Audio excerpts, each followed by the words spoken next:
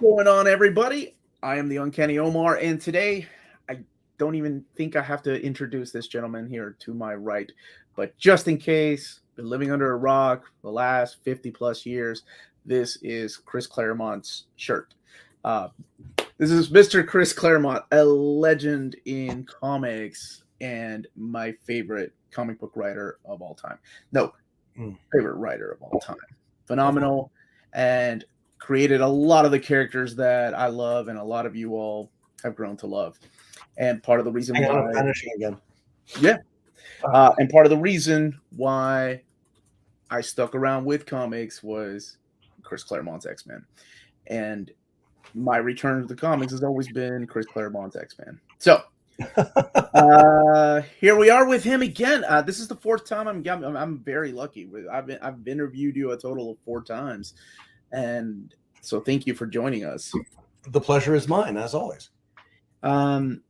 So yeah, you got a new Gambit series coming out. I believe it was supposed. I think it comes out this month. The first issue comes out. It'll be knock wood, because I've said it's coming out on a specific time more than once. It should be out in a fortnight. Awesome. So I guess the third or last week of the month from now on. So issue 1 will be out anytime now, and we move on from there. Excellent. And this is a series that takes place in the past. Is that right? It is set between 2 panels of Jim's and my first. Well, actually, it's Jim and the entire crew at his neck of the woods, Jim Lee and his entire crew, Wilson and such, doing a compendium issue that gets Remy and Ro from from up in Cairo, Illinois, down to New Orleans. Mm-hmm. And my rationale is we can judge how long they're together by how long it takes Ro to grow her hair from essentially a buzz cut to her normal size, its normal length. So it could be anywhere from a few weeks to a really, really, really long time. But that's in the era when we actually paid attention to time in comics. So That's really interesting that you said it takes place in between panels, because I seem to remember reading the John Carter, the comic, and that took place like in between a couple of paragraphs in the prose, like the comic book adaptation. So that's really cool. And the thing is, in comics, you can get away with this sort of stuff because, each issue is a series of images with space between them. Mm-hmm. And even though I break that rule in the 3rd and 4th and 5th issues of Gambit, but that's a whole different discussion. Basically, because my standard talk is in a 20-page comic issue, you're given, give or take, unless, for example, you're George Perez, when you can take as many panels as you want, or could have taken as many panels as you want to create, you get 100 images. Mm-hmm. And you have to edit whatever you're writing to dynamically convey the story to get you from top left of the page to bottom right, and then turn the page. But the space between the panels, the white space, is the readers to play with, to figure out, holy cow, what happens between these panels. Sometimes it's fairly obvious if the character's throwing a punch in one panel and it's connecting in the other. That's one thing. But if there's a space between the end of one page and the beginning of the other, where they're actually traveling from point A to point B, you could come up as a reader with anything, which again was what I did for the Gambit series. It's like looking at this space and wondering, holy cow, what does this mean? In Gambit, we have Ro, who, even though she's actually grown up Aurora, thanks to Nanny, she's been shrunk down to the age of 10 or 11, mm-hmm. which puts her prior to the manifestation of her mutant abilities. So, but reverting to an age when she was a kick-ass thief in Cairo. And from her perspective, wait, I'm still in Cairo. They just don't know how to pronounce it. They call it Cairo. But wait, there's a really big river, but it's not the Nile, it's the Mississippi. And by the way, where's the desert? Why isn't there a desert here? I mean, it's clearly what I remember, because if you go downriver, you find Memphis, which is there's a Memphis in my memory, and there's a pyramid in this Memphis, as there is in the real Memphis. That's right. But there's no pyramids in Cairo. And where's the desert? As I said, though with global warming, it may be any minute. So she's conflicted because part of her memory is thinking, I'm in the right place, but part of her is thinking, then why doesn't the right place make any sense? And why doesn't anybody speak Arabic? Why isn't anybody Arab? And, because the whole idea here is she's been a thief for most of her life in Cairo, Egypt, and she's fluent in Arabic. She's fluent in, because we don't go through a whole litany of, there's a scene right off the bat where Remy's trying to talk to her, and I wanted to show off, and because we have the advantage of Google Translator, I wanted to do the title in Arabic, in written Arabic, so it would look really, really cool. So of course, I got a memo, or apparently the editor got a memo from the lawyers, who apparently, now that they're connected with Disney lawyers, you don't want to cross paths with them ever. They wanted to know, how can you guarantee the accuracy of this translation? And, my response was, it's Google Translator. Would they lie? And they said, we have no idea, but if we get sued, your ass is dead. And so you have to get proof.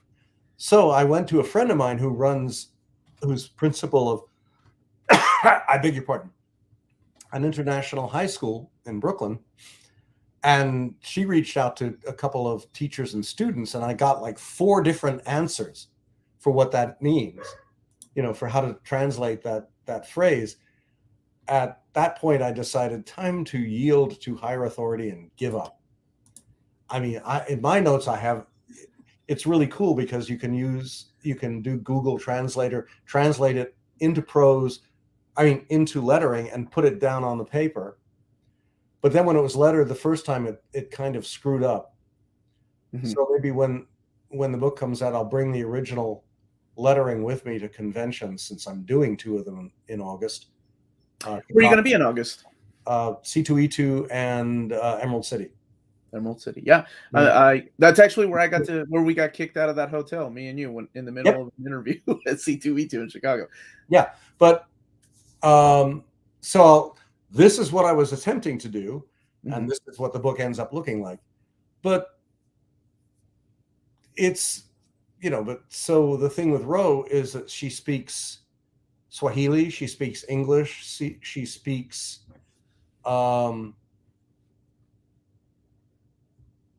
Arabic, and Japanese. Yukio. She's a smart lady. That goes without saying. She runs the X team.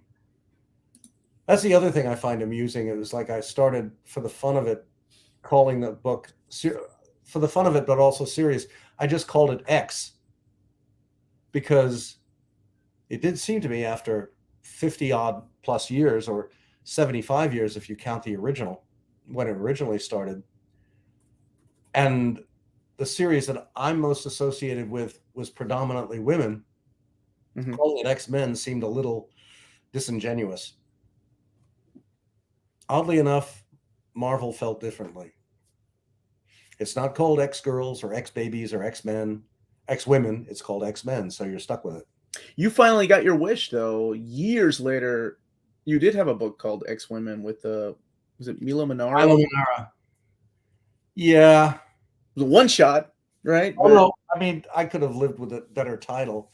No, the joke with that was that Panini came to Marvel and said, "We have the opportunity of Milo Manara doing a one-shot X-Men," and Marvel said, "Yeah, you really, Milo Manara, really? You want to go there with, you know?"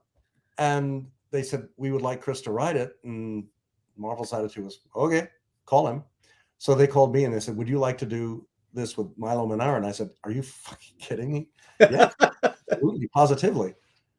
And then I realized, oh, but as discreetly as possible, tell him we are an American publication, and even though the Comics Code doesn't exist, I think Disney would probably not appreciate the women characters being handled as Milo is known for using them. Mm-hmm. But you'd be amazed at how discreetly skirts can fly in the breeze. Oh, I don't get single issues hardly anymore. I do collected editions. Almost a single issue is a graphic novel. But that book has never been reprinted like in a series of trades, so I still have it, and it's a beautiful book. No, the funny thing was the tryout was a 4-page sequence when they're falling out of the sky after they've all lost their powers. And I looked at that and I said, "The hell with it. He can draw anything."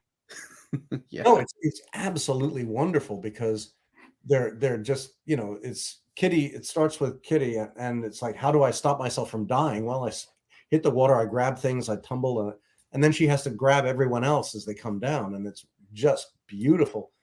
What cracked me up in the most positive way was that they all look like Manara versions of the characters, which is great.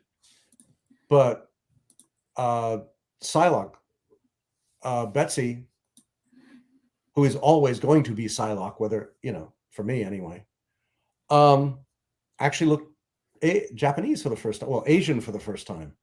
Mm-hmm. It's like Milo actually knew how to draw her properly. And then best of all, throughout the entire book, Rogue, everyone else gets stripped, as it were. Rogue is always fully clothed. I mean, Milo had that degree of respect for the character and her situation. Even without powers, she's fully clothed. Very Indiana Jones in the outfit she appears in. But as far as the conflict and the resolution, for me, it was just it was a giggle. I mean, this is me being a self-indulgent comedy writer right off the bat, and it was worth every page of it. I'm glad you got to work with him because that's like I said, a phenomenal artist, of course, known for his lovely looking ladies, but to have him working on an X-Men book with my favorite writer, like that was really cool. But the thing that everyone forgets because of the lovely looking ladies is he tells a wicked good story visually. Oh, yeah. I mean, it all fit together with such panache. That I was just sitting there. I was, as the saying goes, gobsmacked to the max. So that's an interesting story that Panini approached Marvel and then they asked you, which is great.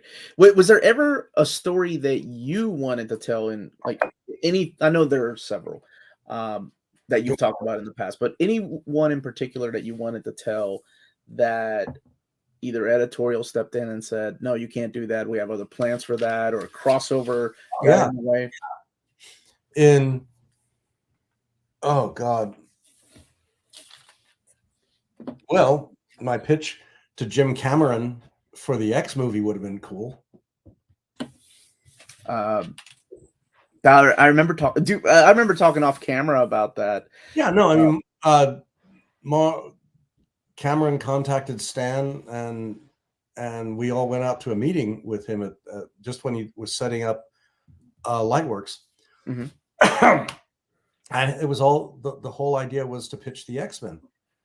and this is 1988, so we were at the peak or approaching the peak, and the idea was that Cameron, he would produce it, he would show run it in effect, and Catherine Bigelow would be the director. Oh, okay. Yeah. I mean, can you imagine 1990 with one of the premier women directors in Hollywood, one of the only women directors in Hollywood at that time? I just remember Wizard magazine, and well, this was before Wizard though, '88. So I just remember the fan casting at that time. Michael Biehn, Cyclops.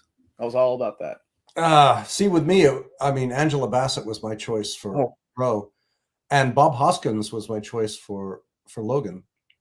I remember we had a deep conversation about that, and I said Bob Hoskins, and then you told me about the movie to watch. Yeah, the Lassiter. Yeah, he was phenomenal, and well, and just the fact that intimidating. he pushes Tom Selleck down the path to his door and out the gate, and Tom Selleck actually looks scared because you've got this short little scary guy. Because remember, he started out not Selleck, but Bob Hoskins started out playing villains in movies, and he was scary. But it was the height thing, and it was so for me elemental watching that. And from my perspective, imagine the history of the Marvel film universe if we could have gotten away with a Cameron produced X movie series at that point. And again, my attitude, as I think I told you when we talked, is what I wanted to do is just stand behind the cameras and watch the first film being made. And then with the second film, I wanted to start writing and see if I could pitch an idea and get it sold. Mm-hmm. But then Stan said, I hear you like Spider-Man. And that was that, because Cameron was a huge Spidey fan. Yeah, I remember that. Oh my gosh, that was in the works for years. And then, well, as the story goes, nothing ever came of it. Well, because Marvel had licensed it to at least 7 different studios over the course of decades, and the last one to have the film right was Carolco, and Carolco was dying. Yeah, and they saw this as their means to survive, and they weren't giving an inch to anybody. They wanted the money, and it finally got to the point where Cameron just threw up. I mean, because again, Cameron was going to write it, produce it, and direct it. This would have been, his instead of Titanic, or actually would have been probably instead of True Lies. Yeah, instead of True Lies, it would have been this, and which probably would have been a lot better. And he finally just walked out on the deal and said, "I'm never going to touch this again," because no one would give an inch, and because they were being such flaming Richards, they lost the deal. You always have to, like it or not, you have to be prepared to yield to get the greater result. It's like, I felt the point when I felt in that position was back in 91, when Marvel, Bob Harris, and wasn't prepared to give an inch with regards to Jim. And I wasn't prepared to give an inch because I'd been on the book for 20 years, virtually 20 years, and I'd made it what it is. And I felt this was wrong, what they were asking. And there was no one who could step in to say, basically to slap us both on the back of our heads and say, give an inch and you'll count it, you'll count money all the way to the end of the game. And what I think Bob didn't realize was that the minute Jim saw what the sales potential of his name was, he's not a fool. It's like, oh wait, if I'm getting 8% of the net from Marvel, Well, if we are getting 8% of the net and I'm getting 3% of the net from Marvel, Mm-hmm. imagine what I could do if I create my own stuff and build my own company. And I'm giving out little pieces to everybody else, but I'm taking home that 90% myself. Hence, Image. Not Image.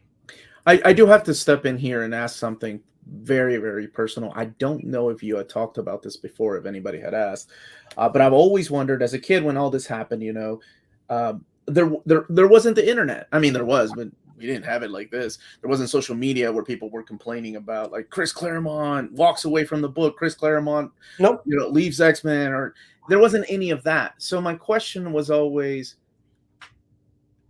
when I found out that you left the book and it wasn't your decision and Jim Lee stayed on the book on Mhm. and adjectiveless X-Men, as we call it around here these days.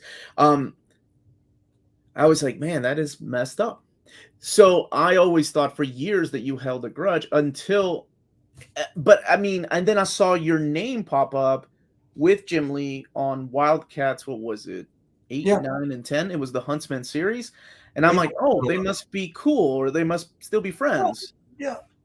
Yeah. But bear in mind that in 98, Bob hired me back as vice Mhm. president, editorial director. It's like, one comes to crossroads in one's life. And for me, my crossroads came in 98 when, Bob called me up and said, "Do you want to come back?" And I said, "Yes." Why? Because I had 2 kids and I had a life, and it wasn't, I I wanted to find a way to guarantee the stability of their lives and their future. And that's what mattered. So, now they're grown up, and we're still a work in progress, but the whole point was I balance my own desires versus the realities around me. I mean, the famous in-house joke here is that you go back to the early 90s, and there are 3 well-known writers. Well, there are 3 writers at crossroads of their careers. One's George R. R. Martin, one's Okay. J.K. Rowling, and one's me. And what George R. Squared came up with was Game of Thunks. What J.K. came up with was Hogwarts. And what I came up with was Willow. And you have no idea how passionately my wife said, "Are you a dork?" She did not use the word dork. Okay.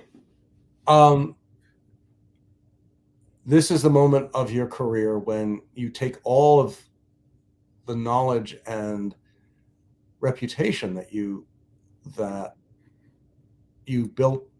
acquired building up the X-Men, Mhm. and put them to your advantage. And my reaction was, "It's George Lucas." And I figured I had a balance. I was going to do Willow as prose, but I also was going to do Sovereign 7 with DC, which was a phenomenal deal. Mhm.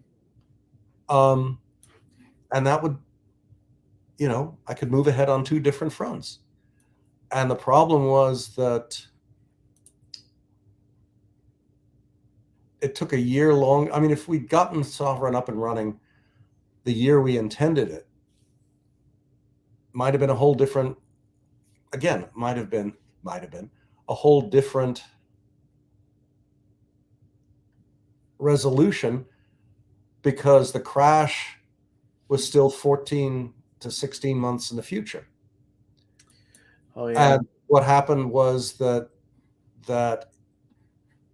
we ended up putting it on hold for a year. And then when we actually got it running, we had 3 issues on sale that were doing quite well. And then, the industry collapsed. But again, flashback, if Bob Harris and I had found a way to find a rapprochement so that I hadn't, see, my realization, my hope was, with number one, we'd done 7.9 out of 8.3 million copies. Mhm. That's like, holy, oh my God, goodness gracious. My ambition was, can we get to issue 12 and still have 7 figures, 1 million copies? If we could do that, if we could get within spitting distance of 1 million, if we could get 1 million, maybe a little more than 1 million on the 12th issue, we would be in the process of creating a game changer, because that would be real sales, not fanboy ambition to exploit. And if we could do that, if we could gather other books with us, you know, if Uncanny and the adjectiveless X-Men were raking in that kind of money, who knows if there would have even been as significant a crash 4 years later, 3 or 4 years later. It is difficult to gamble on that, right? Because we didn't know. I mean, if without that, if you had stayed on a team, if you and Jim had stayed, absolutely, and you know, then there would have been. I don't know. I think Image still would have happened. There were a lot of. Oh no.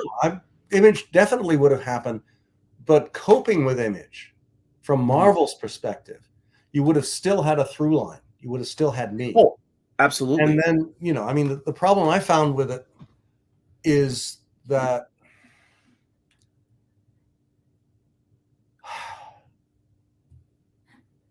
none of the successive writers, whether it's John, whether it's Fabian, whether it's Scott,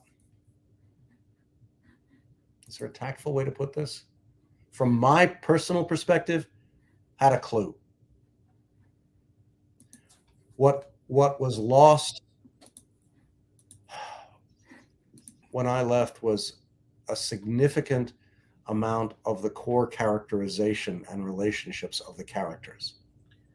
Not just that, but you also played the long game. You are the long game writer. Like, you set up events happening 5 years ago, and then your editors are like, "Hey, remember that thing you did 5 years ago? It's time to maybe bring it back." But this and that's what happens when somebody else takes over the book. But just here's another example.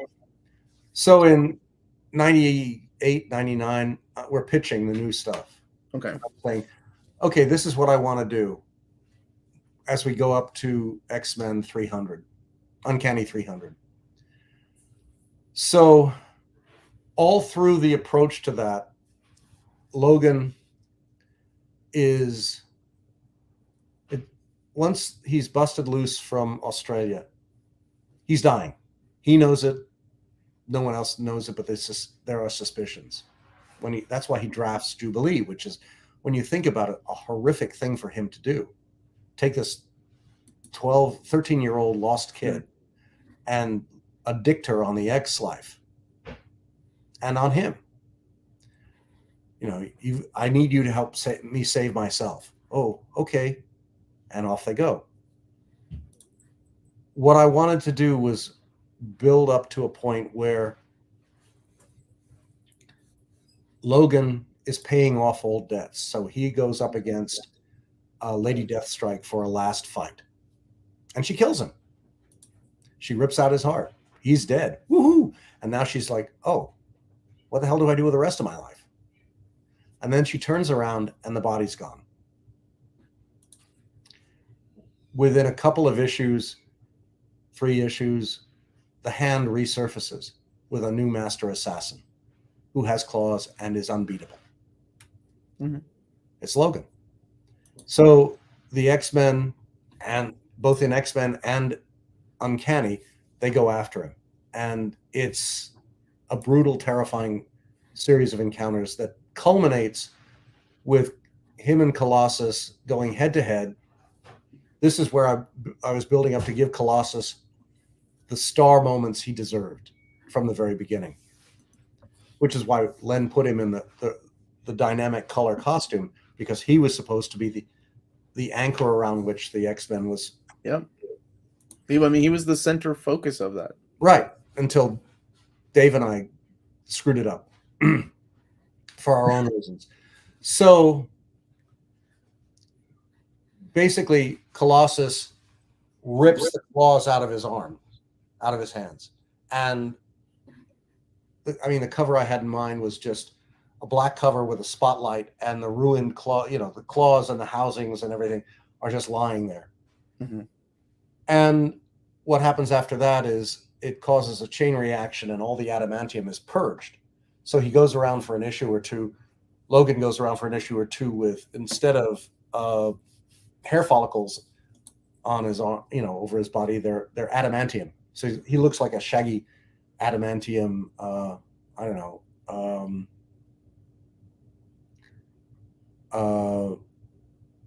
Wolverine? No. Actually, I was thinking more along Himalayan, you know, monster. Whatever. I remember reading this pitch. It was in an interview you did with. I've told it. So, yeah, but I wasn't the only one that read it. Oh yeah, no. Obviously, the punchline, of course, is, and then it would build up, and in and around 300 or so, I was thinking I would kill off Charlie, or at least send him off with Lilandra, never to be seen or rarely to be seen again, as I was intending with Scott when he married, you know, Madeline. And his place would be taken by Magneto. That, because for me as a writer, Magneto is so much more interesting a character, especially as a headmaster, because he has so much more to lose. He has so much to gain and so much to lose, much like Logan. And yet the kids are desperate to save him, because if he goes, they go with him. Mm-hmm. So I'm spitting all this out, and then Larry Hama asks, well, yeah, but I write Wolverine. What the hell do I do while you're doing all this? Oh, sorry. The punchline to all of this is that Jean decides she's going to go in and save him. And when she does this, she realized it's too late, that was what the Hand was waiting for. And that now she's just as caught and just as, you know, conditioned as he is. Except while all this was happening, Wolverine was healing. So just as Logan finally reasserts control of Wolverine, Jean's now the Master Lady Assassin, or the Mistress Assassin, or whatever. In a way, isn't this what you kind of got with the X-Men Forever series? Like, you were able to tell stories. Well, yeah, but we got canceled. Tom Grumet. Yeah, but we got canceled. Yeah, and I mean, but the thing. Sorry, let me just finish this off. Yeah, go ahead. Anyway, Logan fights to free her. They win at the end, but their relationship is defined, and the rationale for their relationship is she passionately loves Scott, he passionately loves Yukio, but 150 years at the absolute max, both Yukio and Scott, Mariko and Scott, and Yukio for that matter, are dead. That's nature. Logan and Jean, go on forever. They are core elements in the nature of the omniverse. I don't play small here. But so Larry asks, what do I do? And I said, whatever you like, just don't specify time once we get this all in motion. You know, you have to keep, you know, you can tell stories about Wolverine, but not Wolverine once this all happens. And that was considered too intrusive, too difficult. It was impractical, and the editor said, we'll pass. The punchline here being, imagine my surprise 3 years later when Grant Morrison does the exact same story. Was it, the Mark Miller? Mark Miller. Sorry, Mark Millar. My apologies, Grant. No. But I remember reading that, and I thought keep pitching stories, and they end up getting written by other people, which really pisses me off. Really, I guess it really depends on who's in charge at the time and where your stories end up, and then No, eventually letting it's somebody else doing. no, but I think it's as an editor and as a writer, you do not steal other people's stuff. Mhm. And it would,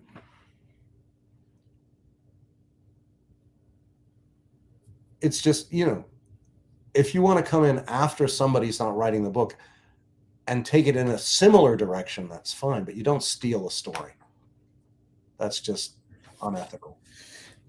Sadly, that's not the first that it's happened. No, There've it's not the been first. a It won't be. lot of accusations against writers and artists borrowing heavily from other people's work, and sometimes it is. I will say what you will about the internet, but it has come to light a lot more often now with the internet and people sharing things and tweets, especially with artists and then story pitches too. That hey, this story sounds a lot like this. Um, but you had But a I hmm, had a couple of people had asked me to ask you some questions, and one of them was about sure. the Want Nightcrawler to get you in series. real trouble? No, no, no, no. This was about the Nightcrawler series that you did. You and Derek Yeah. Robertson worked on the Nightcrawler series, and was canceled after years, sadly. He was just wondering what your plans were, because I know you love writing Kurt. Like, did you ever want to bring back Amanda Sefton? Yeah. And But uh, that was the whole point. It's like Kurt, much to his embarrassment, he loves Amanda with all his heart, passionately, but she's fighting to defend heaven from the forces of evil, and he's still on Earth. mhm. And Bess is just, they have a chemistry. And yes, she is psychotic and she is evil and she is dangerous, but he can't help himself. It's sort of like, and she can't either. I mean, it's just, that's why in the story that Salva and I did, that's in the giant, you know, Chris Claremont incredibly expensive compendium that came out 2 years ago, two and a the half 3 years ago. the omnibus, The omnibus, Mhm. yeah. Um, we have the setup in a way for Days of Future Past, which is So that one, the no, no, universe. no, no, no, no, no, no, no, no. This is ah, You got it in a box. That's awesome. Oh, that one. Yeah. So the that Paragon edition. yeah, that one came out this past year, and it's got the story with Salvador La Roca, right? Doing the Days of Yep. Future Past. So you doing this or that particular story and doing Gambit, I gotta ask. I know you've got a great memory, but we're talking about stories from. Yeah, I mean, like, the Gambit story was 1990, if I'm not mistaken, and then you're talking about Days of Future Past, You and mean you the wrote Gambit? these things. You wrote What do these you mean things. by You have 90? to go back and reread them, and like to, or is it all here, Chris? No, I no. I mean, part of it is, part of it isn't. But I've also, all I really need is the jumping off point. The whole point, sorry, a jumping off point. The essence of the Gambit miniseries is you've got two thieves. One's 11, 10 or 11, between 10 and 11. The other's Remy. Mm-hmm. And they're, for want of a better phrase, looting and pillaging their way up and down the Mississippi. It's, going, and it's me trying to do comedy, which I usually steer clear of. And it's not like a joke a page kind of thing. It's just we're doing a lighter, the first issue is Rhoda, even though she's scared stiff, deciding to get even with the Shadow King. Mm-hmm. And again, bearing in mind what's happening in Uncanny at that time, if one looks at the story from the perspective of the current continuity, establishing the Shadow King being in absolute control of Moira McTaggart sets up some interesting questions, let us say. Okay, so you mentioned it, so you opened that door. So I gotta ask. The last time I interviewed you last year, we talked about some of the modern stuff. Have you been keeping up with modern X-Men? You Pretty been much. keeping up with the issues that are Yeah. coming out? I haven't I've only read the Hickman stuff. I haven't read any of the new stuff yet. Okay, so when you say the Hickman stuff, you read House and Powers of X, and then Yeah. the X-Men series he did. Did you read all the way up to Inferno? The new Hickman. I know it's so weird to say that because you wrote Inferno, not the original, of course. No, I haven't. X-Men Inferno, but yeah, there's a new Inferno. No, I don't think so, because I get the stuff passed on from the office, and it's a matter of downloading. So I'll probably have to send them a query and say, "Can you update me on the new stuff?" Mhm. And in doing that, in reading this stuff, is that you wanting to kind of get an idea of where the X-Men are now? So if you want to pitch a story to them, Yes. okay. Yes. Yeah. I didn't know if it was part of you curious as to where you're. Almost feels like an X, right? Like where your X is these days. You wrote them for so many years. You know these characters. What are they doing now? Created 2/3 of them. Right? Oh my gosh, you did. Yes, yes. So where are they now? Whose hands are they in? It's, every writer has their own approach Mhm. to the characters that they're writing and the concepts that they're dealing with. I find it a very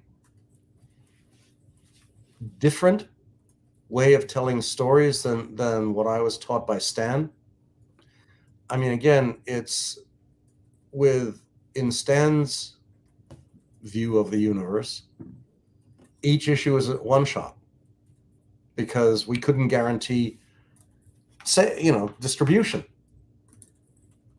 They weren't going to comic book stores; they're going to newsagents. So you might get issue one.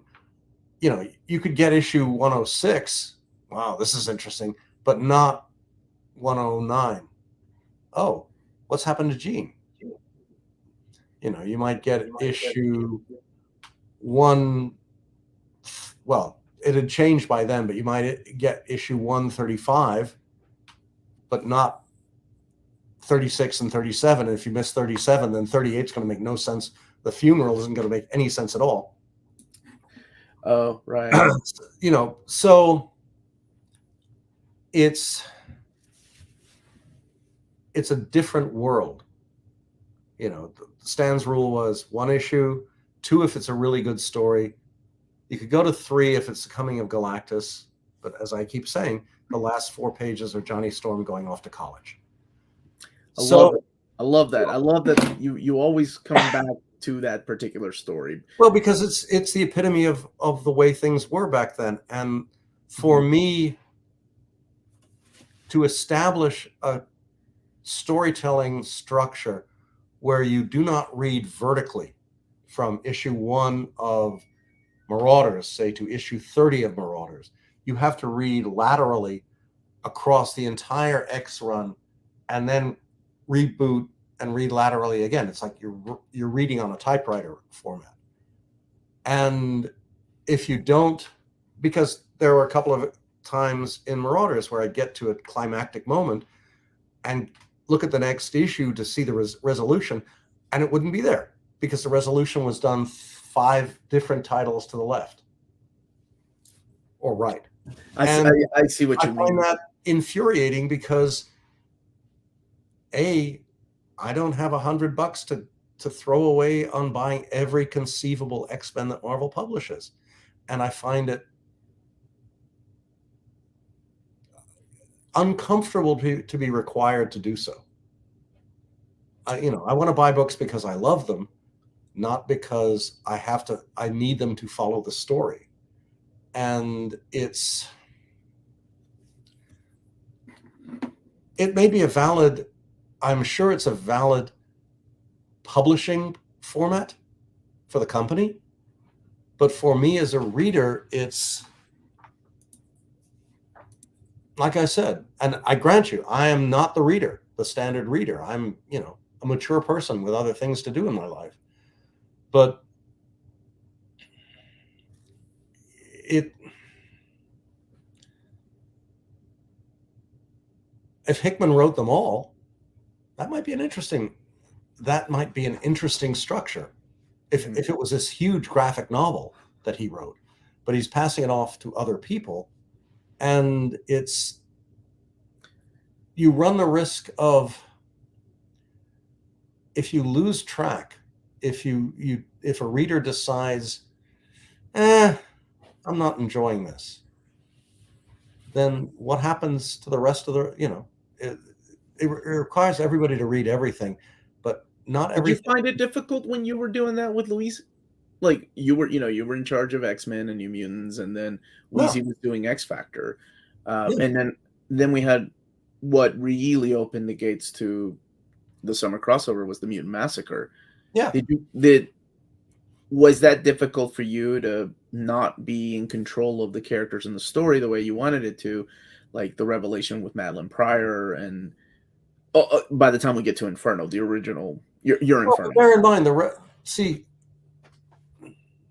and I've probably told you this before also.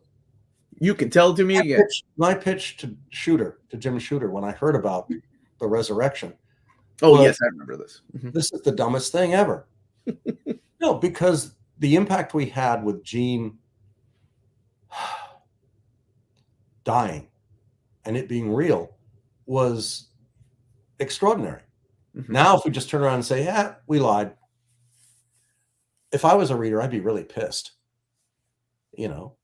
I'm sure there were a lot of people that were. No, but the more important aspect of this was, as a result of her resurrection, if you want to bring her back, okay, that's fine. But if you want to bring her back and use that resurrection to reboot the Scott-Jean relationship, that is offensive to me on so many levels, simply because he's married and he has a child.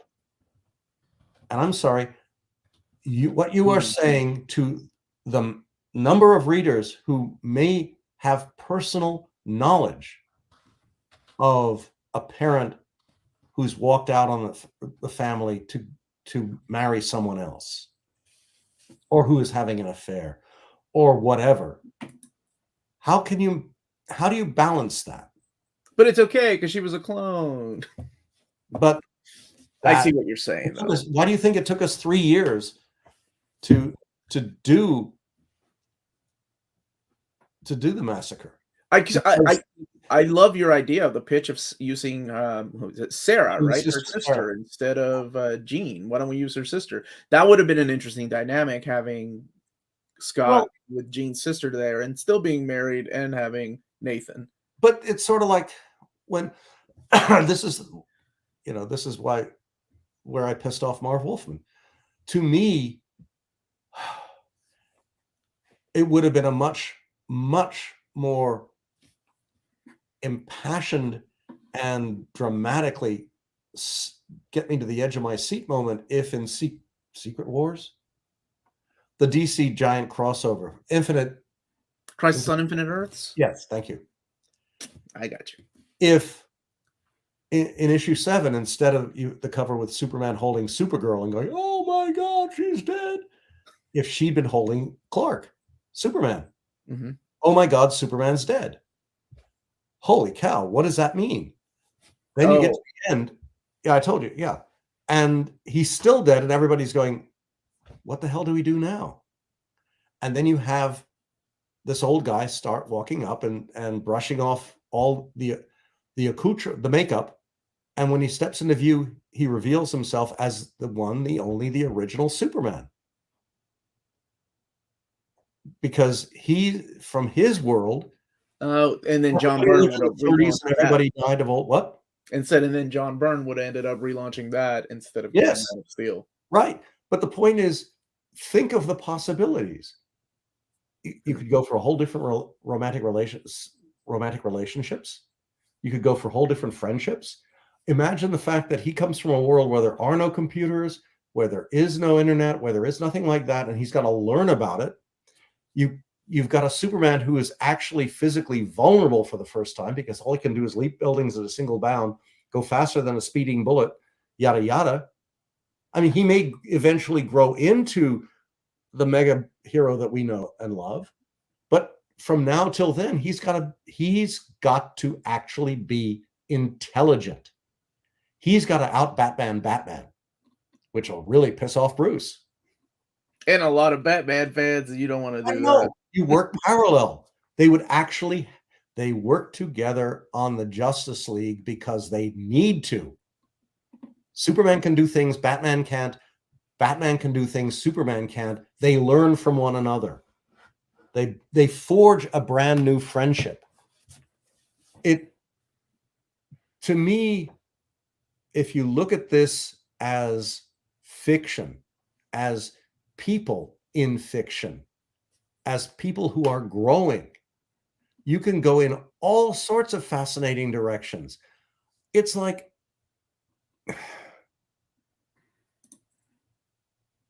I find it uncomfortable after 40 years of, our son Franklin has superpowers. But I guess that makes him kind of a mutant. That means, come to Krakoa. But Sue, Ben, Reed, you can't come because you're not mutants. But then, I got some bad news for you about Franklin. No, that's the point. Suddenly they discovered he's not a mutant. Really? Okay. I mean, technically speaking,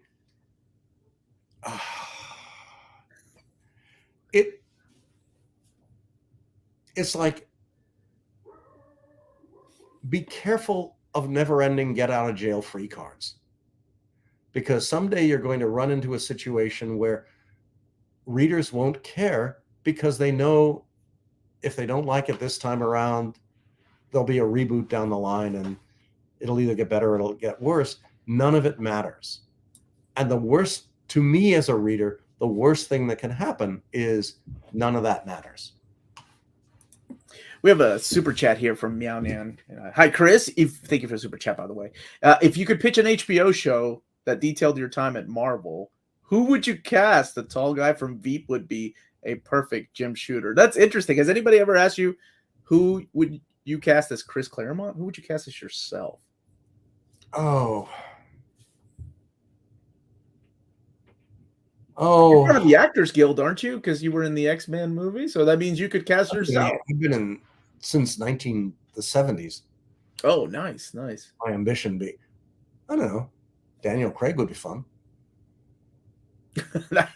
Awesome. Okay. It's.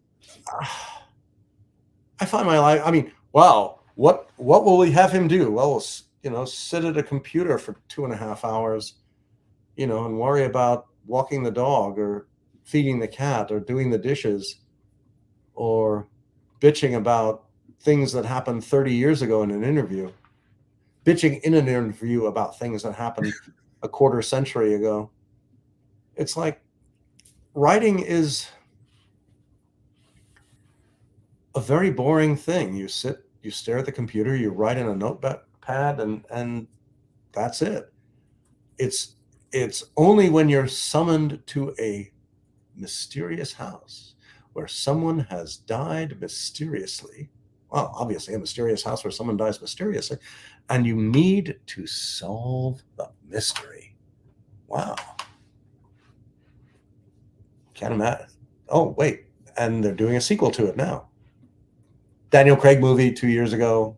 The Knives, right? Knives Out? Yeah. Knives Out. Excellent. And they're doing 2 sequels to it. They paid a ton of money for those stuff. Speaking of movies, and during your time away from the mutants, we'll come back to that because you wrote an Alien versus Predator series, and I cannot remember. Was it the Deadliest of Species? That's the one that you did with Jackson Guys? How was your time on that? Was that like working on No, it was a lot and of fun. comic property, because now you're dealing with movie property stuff, even though there wasn't really movies at the time. No, Dark Force was fine. Okay. I mean, it's the irony. I didn't have to worry about it because I was doing it with the Alien and the Predator as heroes. Mhm. Heroines, actually, since it's a lady Predator and a lady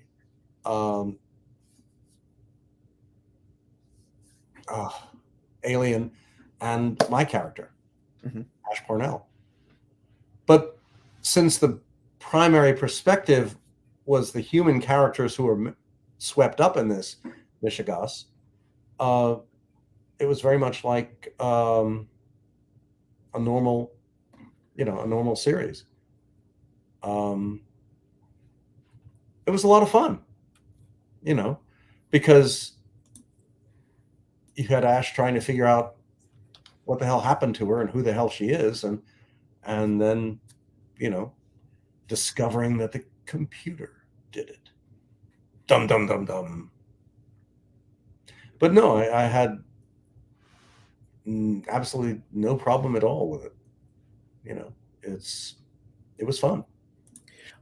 Yeah, it's something I was always curious about, like if there are different things, and working on movie properties has to be a little difficult, right? Like especially when, like Marvel, for example, when they were doing the Star Wars series, they were writing stories that took place in between the movies, and there are certain things you couldn't do within the comic. Well, you can't kill Han Solo off because he will be back in Empire, Empire Strikes Back.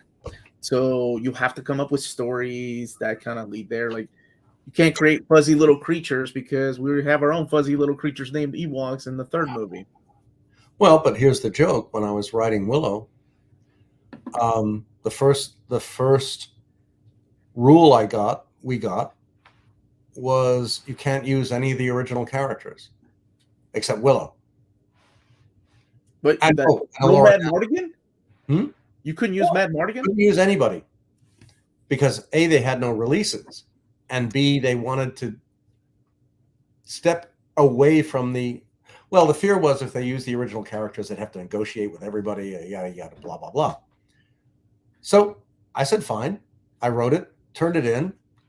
And the next thing we do is we get a memo from Lucasfilm saying, where's Mad Mardigan? Where's Sorsha? Where are the elves, the Elquins?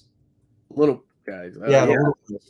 Where's all the characters from the movie? And so we wrote back and said, you told us not to use them. No, we didn't.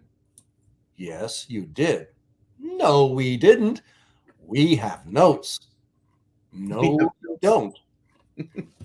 And so it was like someone different read the final draft versus whoever had written the memo that got us started, which is why the first book has this big chapter in the beginning. Oh, and the response was, well, we're up against the wall. You have to, either. So I wrote this first chapter that dealt with it. And it's shite happens. Are you excited for the Willow series that's coming? No. But it's a follow-up. They're not gonna retcon. Well, never mind. Yes, they did. I better not speak up. No, it's Ron Howard doing what he would have done next. And instead of has no interest in what I did next, even though I'm, it's like it's work for hire. When you do work for hire, you have to remember, above all else, that nothing you write is under your control. The minute you turn it in, it's done. And whoever is in charge can use it or not use it as they see fit. I mean, yes, my hope was always that if they did a Willow movie or a Willow series, that they would use my stuff, since I created the whole world for them, and we could build up from there. But clearly, everybody involved in the TV series had other ideas. And even if it turns out they don't have other ideas and they pulled stuff,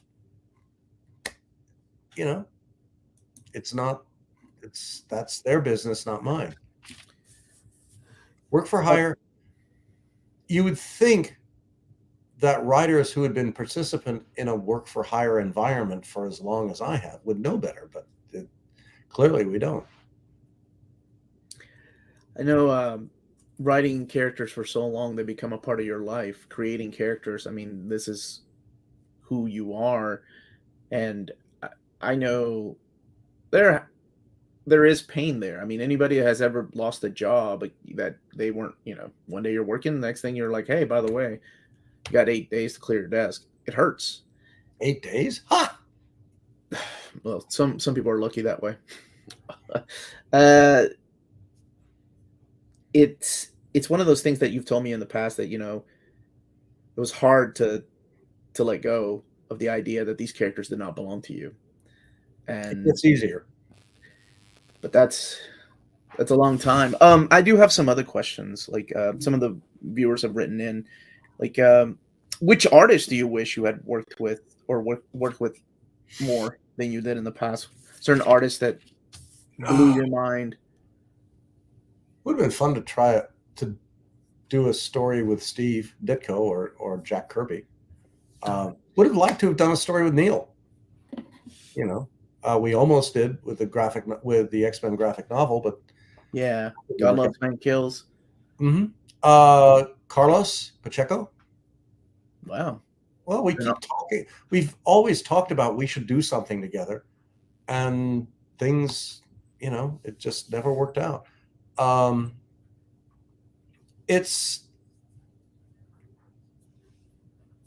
think one's always looking for the cool new artist on the block. I've been ridiculously lucky. I mean, and you can also say they have been ridiculously lucky to have worked with you and you putting your name out there. I can't speak their name. Yeah, I can't speak for them. I speak for me. But Sid Kotian, who I'm working with on the Gambit, is I don't know where Mark found him, but boy, he's spectacular. I mean, and again, gets better every issue, which is a hoot. And I mean, there are scenes in it. I have no idea how the readers will feel, but I look at them and I go, wow, that's fun. Or, wow, that's disgusting. That's great. And again, this is the point with this series, because it's a mini series, is how can we grab you off balance and keep you there? Knock you off balance and keep you there. I mean, it's, for all that the rule is not to create new characters. I know in this one I created 2 or 3 at least. Well, because again, if I use people who already exist, then everyone will know what the end is, what will happen by the ending. With new people, I can just go crazy. And it's and some of them are familiar, Okay. I like hearing that. I like hearing that. Well, when you're dealing with thieves, you got to have a bounty hunter. Oh, no. Okay, so I gotta ask you this question. This is one that I've been curious about.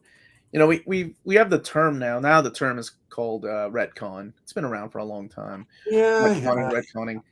But in a way, did you ever, or I guess it's a little bit different. Like I think of the character of Tessa, and that blew my mind whenever you said Sage? that.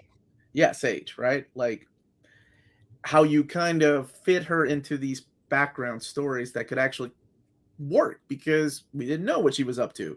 She was an undercover agent the whole time. Yep. And I'm like, I just remember like reading that. I'm like, no way. What?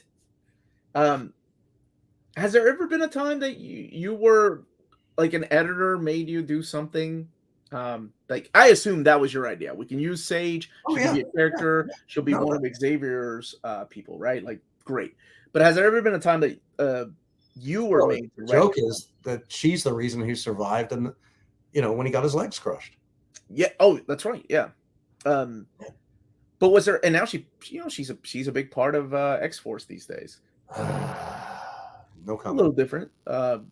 But Very was little. there ever a time that an editor made you do something like Oh, you retcon like something? Dazzler? What's that? Dazzler? Okay, what was that about? Well, excuse me. Jim wanted to introduce, we were making a pitch for, there was this new singing character that we were playing around with, or that was being played around with. And the original pitch was that she would be black and hip hop. What's her face? In the last Roger Moore Bond movie, Grace Kelly? Grace Jones. Grace Jones, thank you. Mhm. Grace Kelly. Yes, I got you. I'm from Monaco, but I do hip hop. Yeah, no, someone like Grace Jones. Okay. And my thought was, wow, that'd be cool. We have an urban Chicago, totally American, totally badass singer. Can't get more annoyingly anti-Storm than that. Let's do it. Because yeah, she would come. It would be a totally different approach to superheroes, to the X-Men, to all the relationships that we had done at that point. There was no one like her in the book. Mm-hmm. And then somewhere along the line, someone saw 10 and they fell in love with the idea of Bo Derek. Mm-hmm. And because Bo Derek was interested in doing that, and they just woo, and suddenly she became just another boring white blonde. And meaning no disrespect to boring white blondes, being one of them myself, the galaxy far away, but that's the way it goes. It's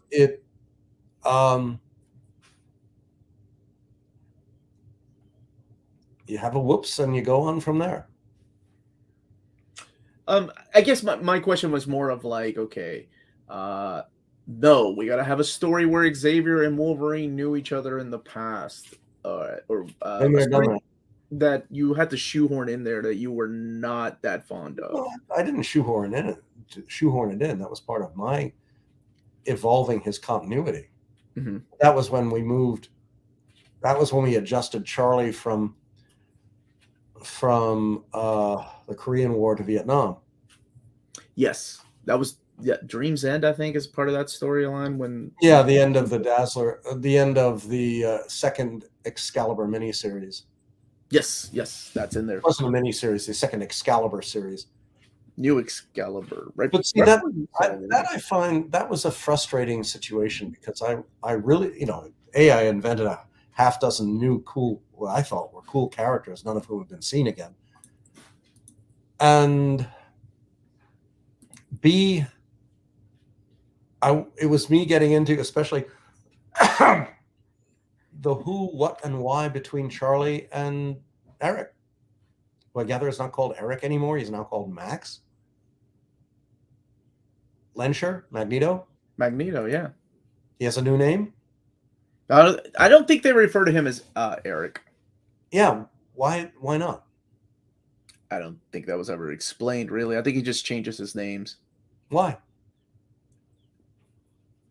Something cool? I really don't know. Honestly, this whole idea, you talking about Xavier, you talking about Wolverine, reminded me of the X Lives and X Deaths of Wolverine. Now I would love to do, I'm like, I want to do a book review with Chris Claremont on what he thinks of that particular story. Of what particular story? It's the follow-up to Inferno, the Hickman Inferno. It's called X Lives and X Deaths of Wolverine. There are some interesting things that happen in there. I know that you know of what's happened to Moira in the pages of Hickman's X-Men, but there's something that she does at the end of Inferno and that leads into this that I'm curious how, you would think of what you would think of that. And I know, like you've said in the past, it doesn't matter what you think. These are the stories they're telling. But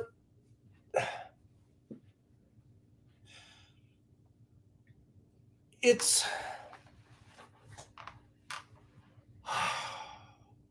trying to think of a really tactful way to put this. It's okay. It's sort of like from the very beginning, they established that Doctor Who only had 11 lives. 10 My lives. wife brought that up. Until the American pitch, the American pilot, when they had another Doctor Who in the United States. It wasn't a bad episode. The movie, the Doctor Who movie that aired on ABC or something. Oh, yeah, yeah. Mm-hmm. And then suddenly, oh, sorry, there are now 11 lives. The Eric Roberts master. I believe it was Eric that's Roberts. fine. And then they got to Mark, the 12th Doctor, the tall, skinny. Oh, not Christopher Eccleston. No, not Eccleston. David Tennant, Matt Smith. Smith. Okay. Yeah, this is the Matt Smith. And they realized, we're out of doctors. But the series is really hot. What will we do? Oh, suddenly, I need more lives. And the hole in the wall gave them to him. That was a retcon. That was a big retcon. That was the Day of the Doctor, I think. Yeah. Was the time of the Doctor story. But the point is, you can get out of, retcons. So that's, if you need to get, it's like Moira only has 10 resurrections, and if you believe that, I have a bridge you can buy in Lower Manhattan. Well, the entire era there are loopholes that they left in there in case they want to retcon. Who? The House and the Dawn of X era, as it's known, this Krakoa era of X-Men. There are definite loopholes that people can figure out. I mean, for God's sakes, Marv Wolfman left loopholes in case anybody wanted to bring Barry back in Crisis on Infinite Earths, and they did. I mean, they did. I mean, 20 years later, they did. How many times has Dracula been resurrected? Marvel Comics Dracula or real Dracula? Take your point. Take your pick. Wait, the ultimate retcon. How many different James Bonds? I mean, but James Bond was just a name, right? That they use for. Considering that both Judi Dench and Voldemort. Oh, yes, I can't remember either. You got me on that one. I had Grace Jones. I don't know that. Great actor though. Well, but they're both their character names are both start with an M. Oh, right. Which is a joke. But when you see that there's a shot at the end of Die Another Day where you're looking down the hall at the picture of Judi Dench, the former M, except to the screen left, her right, is Bernard Lee, the original M. The original, yeah. So it's like, wait, what? How much of this is in continuity? How much isn't? The point is, it's like you wink, you nod. How many different Batmans are there? How many different universes? How many? Yeah, I get that. You have Avengers you have Justice League Batman, which is Ben Affleck. Ben Affleck, but at the same time you have new Batman, the younger guy, and then at the same time you've got the return of original movie Batman. Oh, Michael Keaton. Keaton. Mm-hmm. At the same time as he's coming back in Spider-Man, apparently. Wait, Batman? Oh, Michael Keaton's Michael Keaton as the Vulture. Vulture.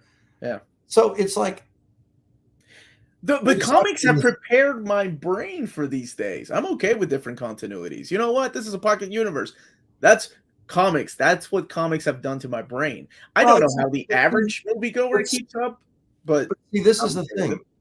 I mean, this is purely personal, but the whole point was there was once a distinctive difference between Marvel and DC. DC wrote full scripts. Oh, and yes. For the most part, they were boring because full scripts, there's no synergy between writer and artist. You can't take advantage of the opportunity to work with a Bill Sienkiewicz or a Neil Adams, Mm. or, you know, it's, you write it down and it can go to anyone. And, you know, I mean, if I wrote a full script for Frank Miller in the Wolverine miniseries, it would be far, far more different than what I wrote from a plot structure, because I feel compelled to explain things.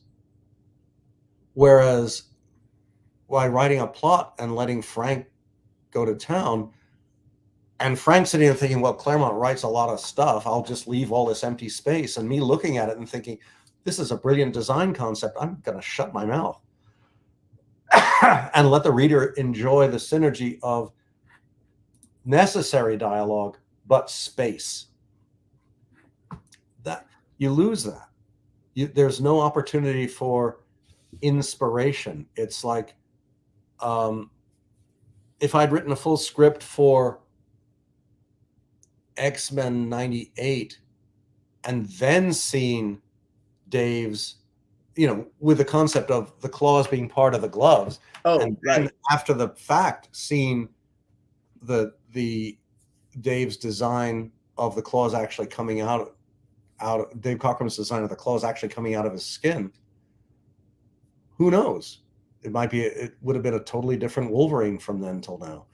Well, I think about that all the time. There's no synergy anymore, and the problem is that Marvel, for totally understandable commercial reasons, has decided it's far more efficient and far more to do full scripts.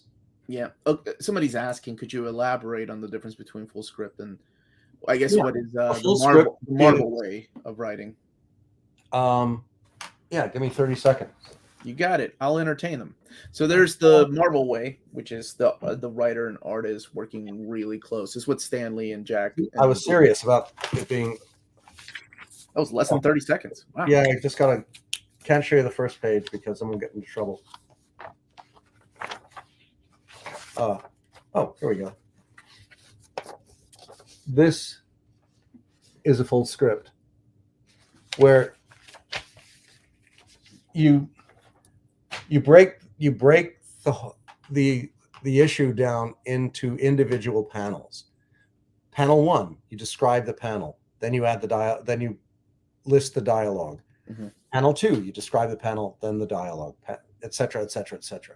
The writer becomes the full storyteller.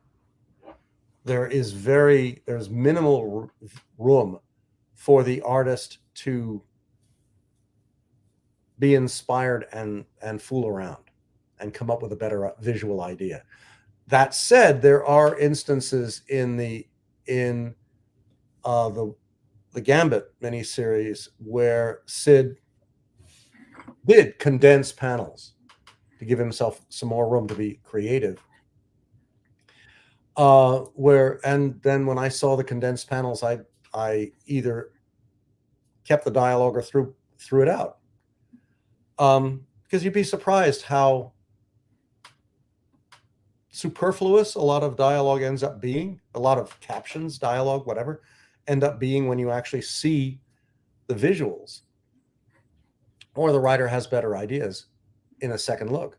But with a plot, it's just me telling the story to the artist. And a lot of times, you know, an artist came to Walt Simonson once. It's like, oh my God, look at how many Claremont filled the whole page with descriptions of this one page. How the hell am I supposed to put that on a page, turn that into art? And Walter looked at him and said, well, you got to understand, Claremont talks too much. But if you actually sit down and look at what he's done, this isn't entirely for you. What Chris is doing is writing a description of the page that tells you what's happening, but it also tells you the setting. It also tells you how everybody looks like, what their emotions are, what the dynamic, elemental, physical situation is. If you actually go for what are the 4, 5, 6, 7, 8, 9 images that he wants you to draw, there are only like 4 or 5 of them. If you're an aspiring artist and you want to see the differences in a writer's script, like one of the things I always tell people to do is go look at Alan Moore's script. You'll blow your It is, brains out. it is Blow out your insanity. brains. It is insanity. The amount And of detail he only and does it control. in 10-point type with single spaced. It's really annoying. And then you have more of like a working relation with the writer, which a lot of writers enjoy. Well, but see, it's a parallel dynamic. Is, you know, if the person to talk to about working with Alan is probably Hayden, thank you, Hayden. Brian Bolland. Oh yeah, you guys did some fantasy stuff together, right? You and Bolin. No, I'm sorry, that was Bolton. Yeah, no, John Bolton and I do a lot of fantasy stuff. Brian Yeah. Bolland and I have done 1-2-page, really lovely insert into the Heroes for Hope book from. Oh yeah, that's another one that's just kind of left out there, not collected, and I realize why. And do you consider something like that canon? I know you wrote 2 pages, but you had. Well, who cares? I edited it. You know, Ann and I edited it, so it's, you take things from a point in time, and in a way, it's all canonical, except from, in my personal view, except for the graphic novel, which should never be canonical. What? You're talking about God Loves Man Kills? Yeah. That's my favorite X-Men story.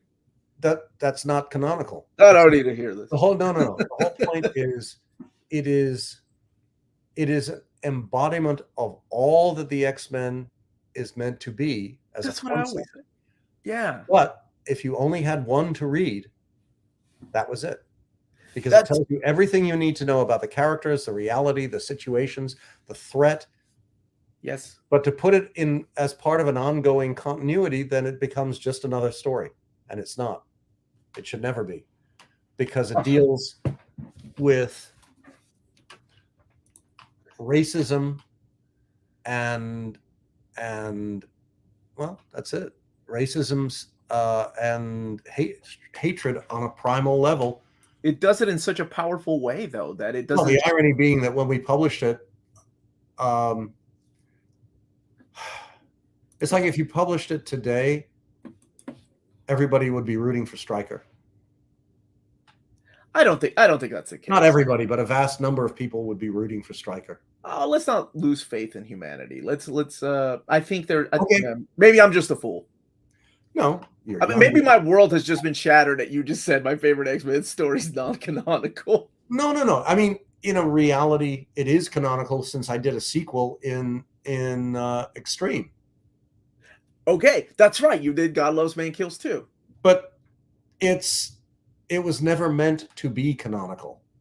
I understand. I didn't want it to vanish into, again, this giant, now 500 issue, 50-year run of books. Mm-hmm. You know, it's not more than as that. I said, if you only have one to read, to me, that's the one. Not if someone said, which of my canon do you read? Leaving that aside, well, Dark Phoenix is really good, but Asgard Wars was really good. Well, but beautiful artwork. Past what?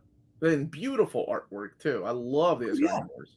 You know, they make great movies, but it's.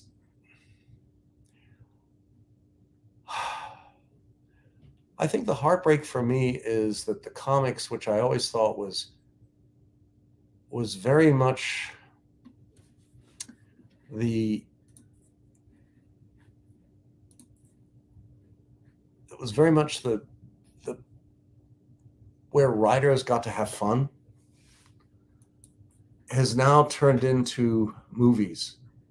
And the thing about movies that I find heartbreaking is, while the people who make the movies, and the one exception to this, I should say, is Legion, where Bill Sienkiewicz and I got our credits right up there with the writer, the producer, the creator and the executive.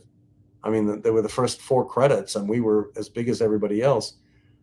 But I find it heartbreaking that the people who actually create and work on the movie, on the TV series, their credits are huge, whereas the people who are actually responsible for creating the foundation that made this movie possible are in this vast, infinitesimal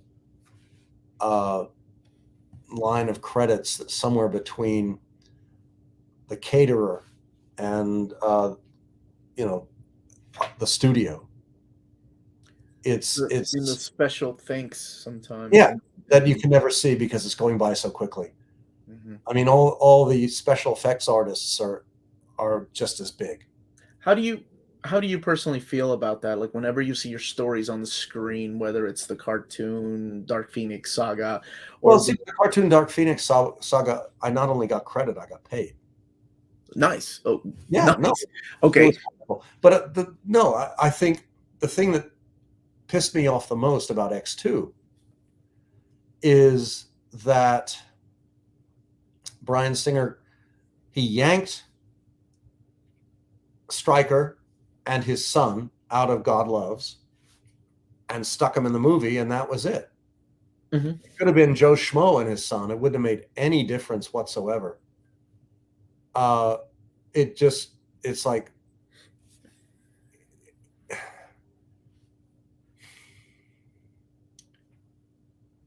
I would like to think that he would be really pissed off if someone took pieces of Usual Suspects and just stuck them in as a throwaway bit in another film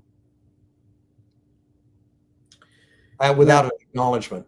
Whereas, okay, it's, yes, I'm being really pissy about it, but I understand. You're to you. Everyone loves. Sorry, you are their father. You're the guy that created these stories. So if anybody should be pissed, a question of that. It's a question of respect. And right. So as comic book fans, we get pissy with movies too. If anybody should get pissier more than us, are the people that told the stories. But the difference is that if I swipe bits out of the movie and put them in the comic, then the studio legal department drops on me like a bomb. Yeah. Whereas if it gets complicated because it's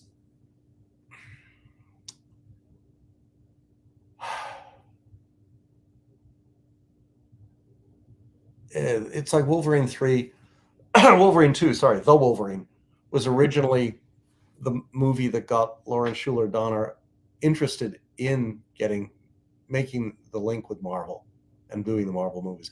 What she wanted was to bring Franks and My miniseries to the screen.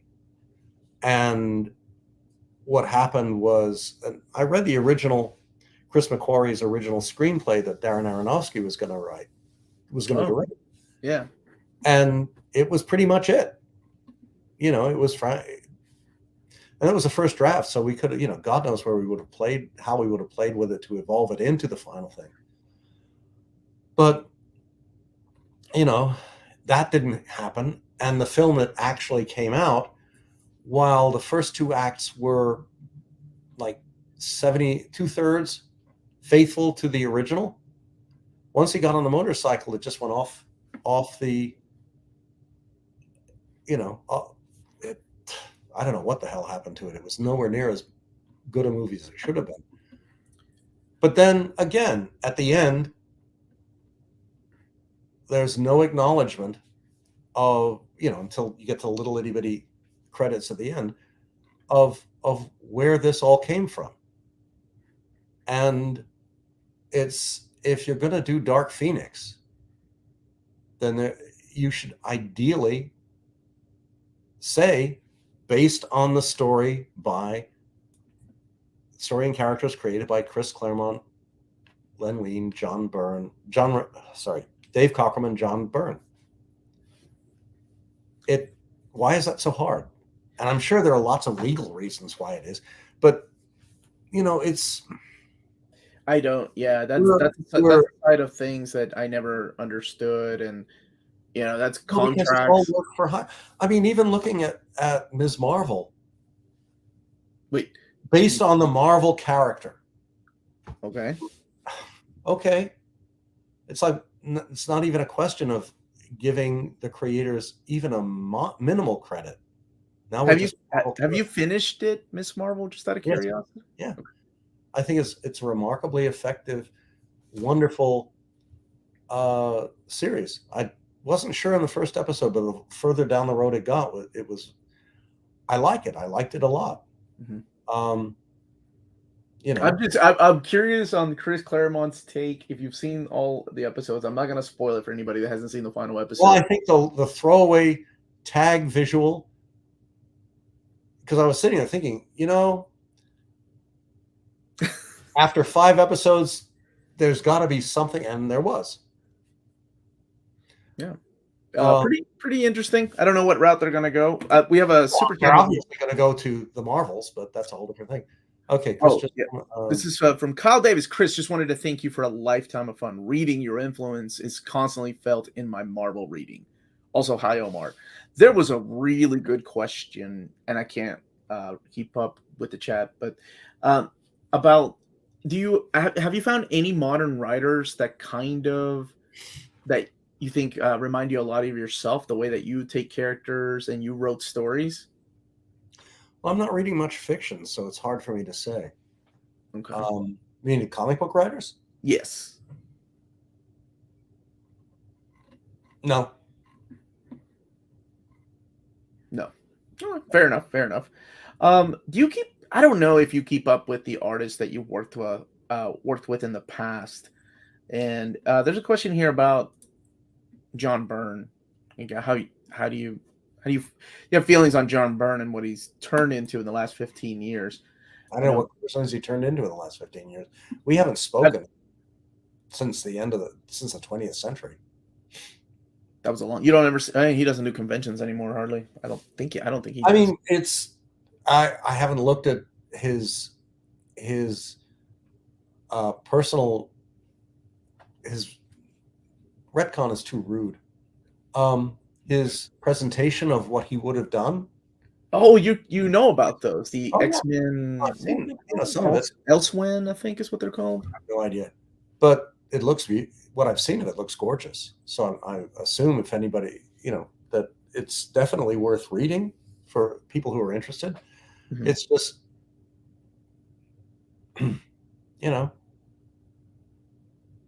Yeah, people are asking if you had read Elsewhen. No. But you know of its existence. Yeah, of course I do. But have you read it? I've only read the first 2 issues of it. Somebody was kind enough to send me bound copies of it. And what copies? I thought it was a link.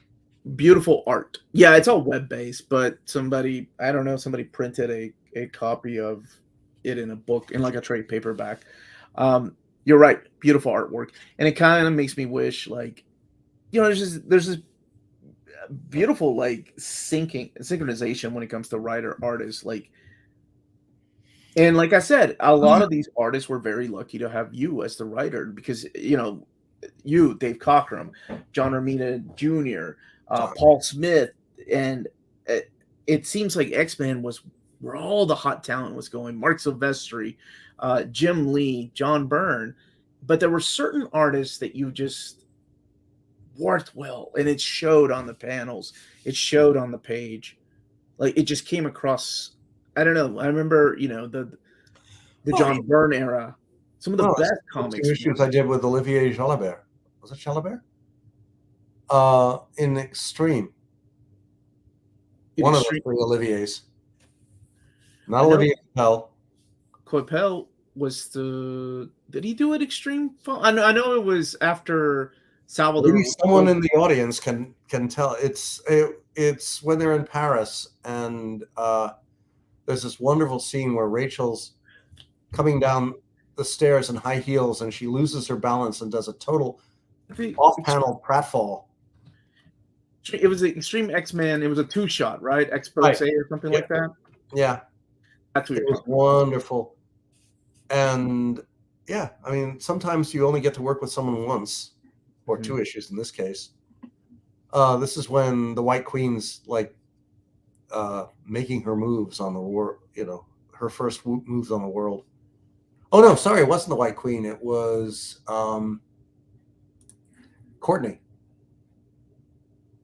Courtney Ross Yeah, in Expose. maybe Let it me was see. the White Queen. I can't even keep track. Igor Cordy took over Salvador La Roca after No, it wasn't Igor. Sal But yeah, it um, wasn't Igor, but it. Igor. I'm sorry, but who drew X-Men Expose was Arthur Ranson. No, maybe No. it was Extreme. Maybe it was when I came back on Uncanny. Give me the plot again. They're in. This is right. It's Uncanny. It's right after they all get lured to Europe by the Olivier Coipel. That's who Olivier it is. Coipel. Olivier Coipel. Yes. Oh, Thank phenomenal artist. Yes. Oh, great. No, Igor. See, Igor was absolutely brilliant. Mhm. I mean, it's just you look at his stuff. I look at his stuff, and it's like, wow. And I think that was when I got bounced off of Uncanny. We had the chance of doing Excalibur, a reboot. This is the Excalibur with Charlie and Magneto on Genosha. Yep, I remember. And he did like 20 pages of layouts and finished art of the first 2 issues, just like in a week for the fun of it. And then he got fired. It was so heartbreaking because the art is such an eloquent. It's so eloquent. It's just, and the reason I was so excited about working with him is that he was from Sarajevo, and I thought I have an artist now who knows what contemporary war devastation can do. And we are telling the story of a country that has functionally suffered that fate. I wasn't doing superheroes. I was doing modern history done sideways. And I figured we wouldn't last very long, but I thought he and I could actually try and do something visually and story, in terms of visuals and story, that was impactful and memorable. And it didn't work, sadly, for reasons that are beyond my knowledge and decisions beyond my control. But I keep carrying around the Xeroxes he sent me just to show people of what they missed, because I love that. Just I love hearing that. Beautiful stuff. So that was also you got to work with Igor during his time when he was doing 3 monthly titles, which is insane. And then you got him in Excalibur, right? Either Buscema could do that. Byrne could do that. So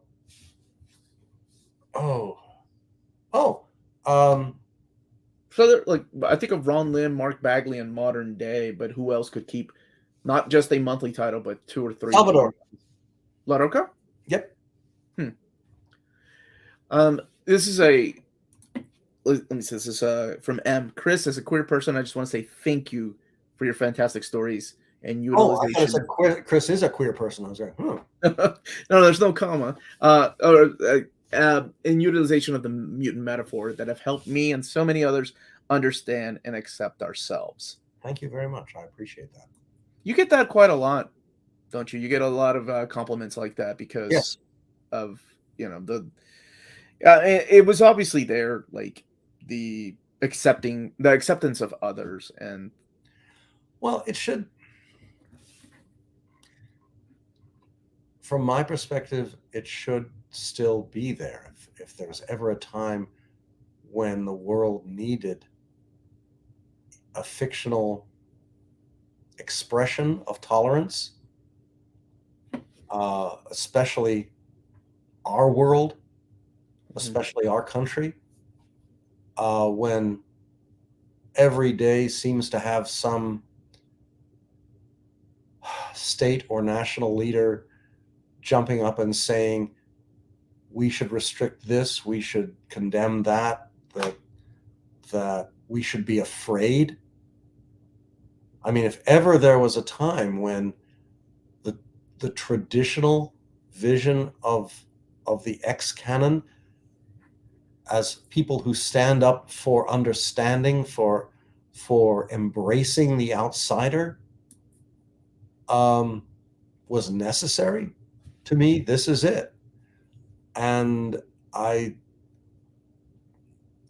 mean, one of the pitches I made to Marvel was going back to Valle Salada, the story, the town I created for Extreme, to tell the story of the mutants who wouldn't go because they're married, because they have kids who aren't mutants, because their wives or husbands are not mutants and they didn't want to leave them. And what's it like living in a world that is now growing increasingly hostile to mutants? I mean, if you think about it from a geopolitical sense, it's not like a human, a non-powered human, represents our solar system in the galactic community, the grand galactic or paragalactic community. It's the Queen of Mars, i.e. Aurora. And the fact that Mars is now a terraformed planet inhabited by 2 million active power mutants. Talk about owning the high ground. I mean, from again, from a geopolitical standpoint, or from a solar political standpoint, one might presume there is a dominant species on this world. One might question whether it's the more populous of the species, and that's I mean, this is the discussion that you know I had back in the aughts with New X-Men, which is if you suddenly wake up one morning and there are thousands, if not tens of thousands of mutants extant in the Marvel universe, what does that say to the non-mutant citizens, inhabitants of the planet? If you're looking for a job and the person standing next to you in line can build an entire floor in a day by him or herself, and all you can do is be part of a 50-person construction crew, who's going to get the job? How do you feel about that? The whole point back in the 60s was that you could figure maybe there was 100 maximum superpowered mutants existing on Earth. Even if one of them is Magneto and he can do bloody near anything, you can sort of talk yourself into believing that, okay, we outnumber them. It'll be, you know, if push came to shove, we would have a decent chance. I don't know if that question is valid anymore. And then the next question is, how does everybody else feel about that? And, you know, maybe there are, forgive me, if the Russian Republic has at its disposal a cadre of superpowered beings who are loyal to the Republic, one has to ask, would the Ukrainian fight have lasted this long? One has to wonder if perhaps Russia may want to reacquire Alaska. Mm-hmm. How would the United States hold it off? Maybe the Avengers, except are they all Americans? Maybe the FF. It's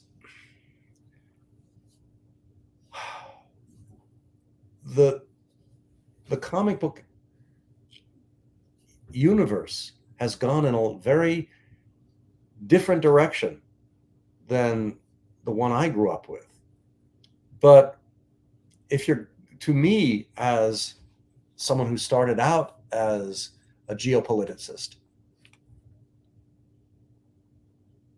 Okay, if you're going to go in that direction, then it strikes me that one has to sit down and think about what happens next. In terms of, not simply in terms of what are we going to wear if we go to the Hellfire Gala, but what happens with our relationships to the world outside.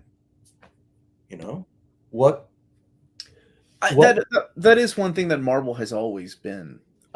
It's always been the world outside your window. Whatever's happening, that doesn't exist anymore.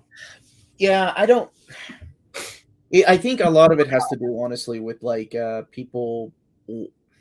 It's hard, right? Because you have to find a middle ground. Not just Marvel, I'm sorry, but also DC. I think we speak of Marvel because that's the way we grew up, the world outside your window. But I think it's also trying to find that middle ground of okay, there's a lot of bad crap happening out there in the real world. Our job is to make people forget about it, but also do it justice by talking and confronting some of these things that are happening. And it's finding that middle ground, because it's different times that we live in right now, right? It's not like we have these things like social media. It keeps people almost like in an echo chamber. It sucks, right? The idea to me of social media was always like, you like comics, I like comics, let's talk about it. But even within those groups, there's division, and it kind of sucks. It's not the way that I always thought it was going to go. But the next step would be,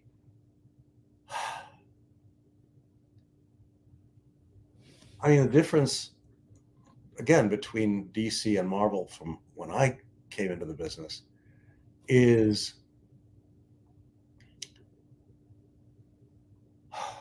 my two paramount scenes that I remember are a firefighter talking to a cop, staring up at Galactus as he's putting his machines on the Baxter building.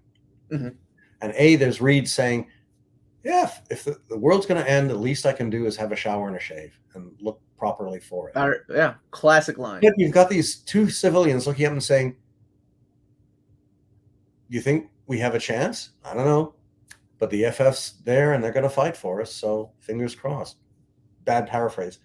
But then in Thor, you have a scene where Thor hails a yellow cab and gets in the back and, hey, why ain't you flying? You're supposed to be the god of thunder, right? True, mortal. But if I were to fly over the city, mortals would see the god of thunder and think, oh gosh, something bad's happening. And I do not wish to bring disquiet to your mortal hearts. So I will take this human conveyance to go where I need go. The point for me was Stan set the Marvel Universe in New York. And so that meant, unlike Metropolis or Gotham or Star City or whatever, this was the real world. Therefore, if it's in the real world, we deal with real stuff. Even if it's glossed over, even if it's shadow cast with names modified, so we won't know exactly who we're talking about. On the other hand, I was really proud of having Jimmy Carter make what I thought was a really good environmental speech in 1977 in Team Up, as the helicarrier is about to drop on the cabin. Oh, yeah. But the point here is, I beg your pardon, Marvel had an active link between the fictional world of Earth whatever and the real world. And that's become much harder to see in these days. It's like you could have the illusion that you're walking. You could have the Avengers go to this really cool shawarma place around the corner from the mansion and have what Tony Stark recommended as this we've just saved the world from a pan-dimensional invasion. So we're going to go have some really good falafel. That's a Marvel moment. That wasn't part of the Justice League movie. an equivalent. And I think to lose all that by having everybody live in their own bubble runs what is for me super sticker. Yeah, they're super stickers. People are just saying hi. Hi. You can't. Runs the risk of I guess an irreparable. It's not as much fun anymore for me, and it's like, how do you deal with the things that Marvel has dealt with for the last 70 years if everybody lives in their own little bubble or big bubble? So this is, I assume, in reference to the X-Men kind of stepping out from the spot, living in their own Krakoan island, having their own society, and being their own nation, right? Where, as before, they were feared by most humans. So it is an interesting era, that's for sure. I know we've kind of talked about it. I know you've kept up with some of the stories in this particular era. And as a writer, is that fun for you to try to figure out how to write a story within eras like this? I would love to take a shot at it, because there are so many different questions one could ask. Are all the kids on the island orphans? Do any of them miss their parents, their siblings, their cousins, their uncles, their aunts? Are they all, I mean, how do you go home? Or how do you go back where you belong? How do they engage in commerce? I mean, as I recall from the beginning, all of the miracle drugs that Krakoa provides had a limited shelf life. It'll keep you healthy for 5 years, I think was the reference. But what happens when the 5 years runs out? Is everyone going to be pissed or not? Do you just forget about it and keep going? Here's a question. Why is Kitty a drunk? I mean, I can think of 5 rationales, but I would like to know if the writer has a clue, or if the story has a clue, and why isn't anybody trying to help her? Well, whenever you hung out with Wolverine for so long, I assume you acquire some of his. Why? I know we talked about this. Is Chris aware Kate finally got to kiss a girl on a panel? Not the right one yet, though. Yeah, we talked about that the last time you were here.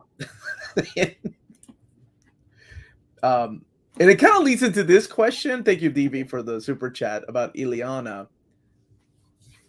If you had plans for her to come back to the New Mutants, or any other scrap New Mutant plans you wanted to talk about.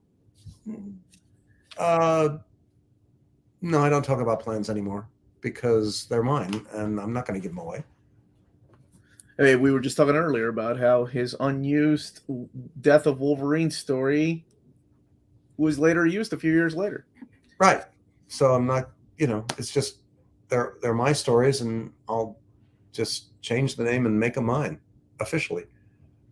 But it's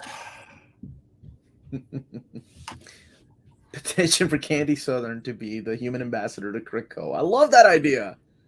Candy, Evan. Okay. Except there can't be a human ambassador to Krakoa, because Krakoa won't allow humans off of, I guess, Kitty's and Emma's island. The 2 islands that are conveniently outside the grid.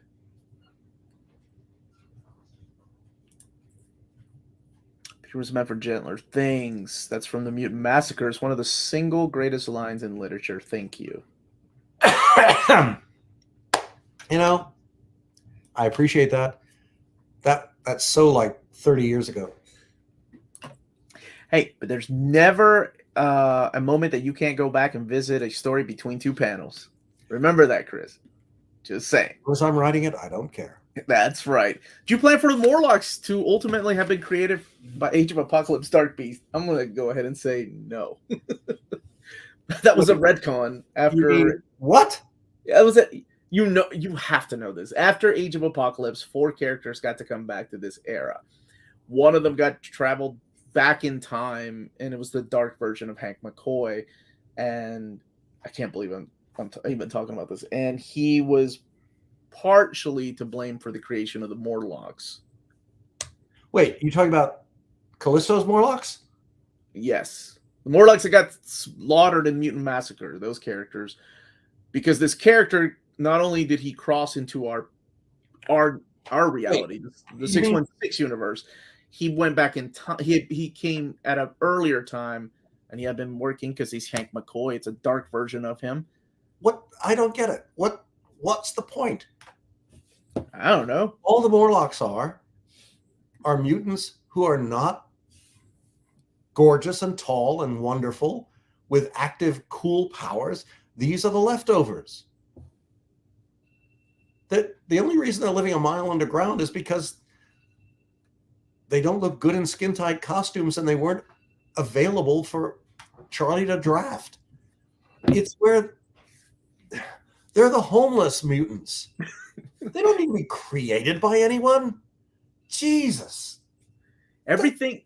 Yeah, Everything. I'm gonna keep that part of it is? It's like quiet. Nobody has enough good ideas, so they figure, oh, I'll plug this hole in continuity, never realizing it's not a hole because the comic book continuity is oddly enough derived from real life, where there are homeless people in real life. Why are they homeless? Because they, for whatever reason, they don't fit into society. And some of them horrifically go around and stab people on subways.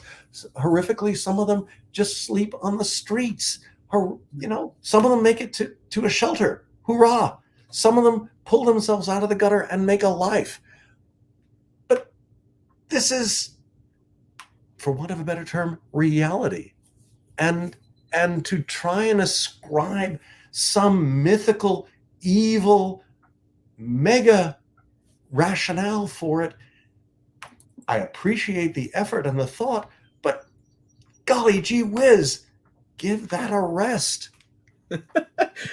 I did the exact same thing, not just last interview we did last year, but the interview before that. Whenever I tell you a story about modern X-Men, it's like a child handing over a bad report card to his Am I the child or the? I'm definitely a child handing the report card. And you're like, why? It's now keep in mind that's nothing new. That Age of Apocalypse. But see, the thing for me is, I would love to see what all these writers could do with this if they were just left to their own devices. If leaving aside why Kitty would name her series and her ship after the people who almost killed her, and Nightcrawler and Colossus, I guess, as I said, she was being, as an editor told me, she's just being ironic. Or maybe she was hammered at the time and didn't give a damn. But I want to see what the writers would do on their own. I want to see these series and these characters go off on their own, in their own direction. All stories do not have to be compendiums of a great master plan. The whole point about Stan was, and I've said this before, and I'll keep saying it till somebody listens, get the book in on time, do good stories, and don't be a pain in my ass. Have a nice time. That's all you need. You don't need to have everything plotted and planned down to the last millimeter. What you need to tell is a good story, and that ends with the reader counting the days until the next one comes out. The most wonderful, unforgettable realization I had back in the day was to learn that people were queuing up outside of comic book stores on the third Thursday of every month for an hour before the store opened to get the X-Men. Who'd ever heard of that before? That people would stand in line to get the next issue. I mean, golly, that should be our aim. That should be what we're hunting for, to get people so energized and excited and just determined to get the next issue that they want to stand in front of a store or whatever and get it as soon as the store opens. And to take that audience for granted, everyone should be gibsmacked who does that. Because the way you do that is by creating characters that the readers love and putting them in dangerous situations and figuring out utterly wonderful ways to get them out of them. And then you throw in a holy cow, never saw that coming, like the last scene in the last episode of Ms. Marvel. Oh, okay. And Kitty Pryde, the inspiration for Kitty is a John Byrne question, because we both wanted to introduce a new character. He used a friend of his as the template, and I've been screwing her up ever since. Well, while I was on the boat.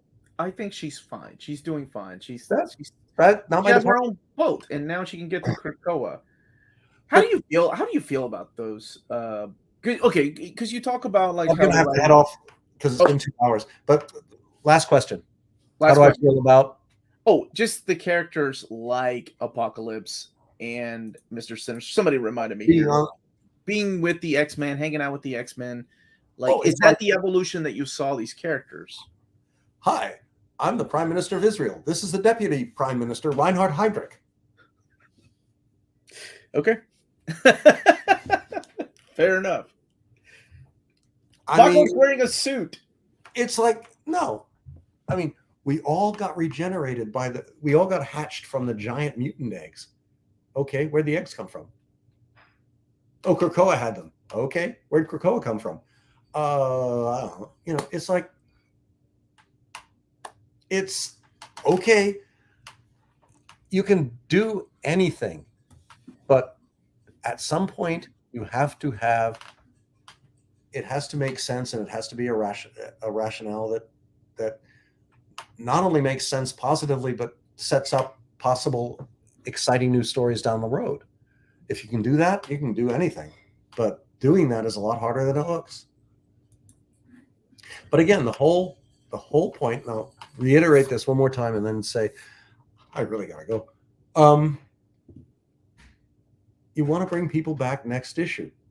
And the way I have always tried to do it is by making the characters people you know and love passionately, and then putting them up to their eyeballs in danger. And then trying to come out with unexpected and exciting ways for them to figure out how to save the day and move on from there. And if you can get away with that, if nothing else, you have something to be proud of. And if you can't, as Archie Goldman always used to say, well, you got a month to fix it. At this moment, I just want to thank you for coming back again and again. And you are always welcome back. My goodness. I don't think there are enough hours in the day for that. I know there aren't. You're too busy writing, and I love hearing that. Well, so far so good, thank God. And I'm glad that you still are writing, and you're still writing the characters that I was raised on. So I love it. You're a legend, and I mean, there's nothing else I can say. Thank you. The thing, as I said, Gambit will launch in 2 weeks, and somewhere around the end of the month, the beginning of next month, keep your eyes peeled, because there should be a new announcement for my next series, of which I can say absolutely nothing, but I think it'll make people really happy. Okay. And one day I'll get to announce Uncanny X-Men Omnibus Volume 5, but today is not the day. We have so many of your books in these omnibus formats. Everybody, thank you for watching. Picking up those books is a great way to build strong muscles. That's right. 12 volumes weight. That is right. Everyone, thank you for watching. Hit that like button. Share the video. Again, Mr. Claremont. My pleasure, Omar.